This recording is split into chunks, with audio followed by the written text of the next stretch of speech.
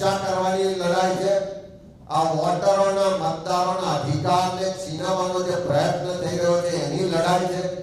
બધા સાથે મળીને લડાઈમાં સાથે કામ કરીએ, આગળ વધીએ અને જેટલા પણ વોટ ચોરી કરવા વાળા છે, જેટલા પણ વોટ ચોરો છે એ બધાને ખુલ્લા પાડવા માટે બધાએ આગળ આવવું પડશે। બધાએ પોતપોતાની ભૂમિકા, પોતાનો રોલ અદા કરવો પડશે। એના માટે મારી આપ સૌને વિનંતી છે, અમે જ્યારે વિપક્ષ તરીકે આ વાત કરીએ છીએ ત્યારે અમારી પણ જવાબદારી થાય છે।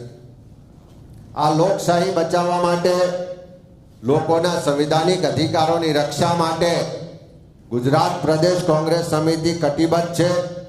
જે રીતે આખા દેશમાં રાહુલ ગાંધીજીના નેતૃત્વમાં વોટ ચોરોને ખુલ્લા પાડવા માટે, વોટ ચોરીને અટકાવવા માટે જે ચૂંટણી પંચ ન્યાયિક રીતે, તટસ્થ રીતે કામ કરવા માટે બંધાયેલું છે, એ ચૂંટણી પંચના માધ્યમથી મતદાર યાદીઓમાં જે ગડબડીઓ થઈ રહી છે, જે ષડયંત્રો થઈ રહ્યા છે, એને રોકવા માટે રાહુલજી આખા દેશમાં જાગૃતિને લડાઈનું નેતૃત્વ કરી રહ્યા છે।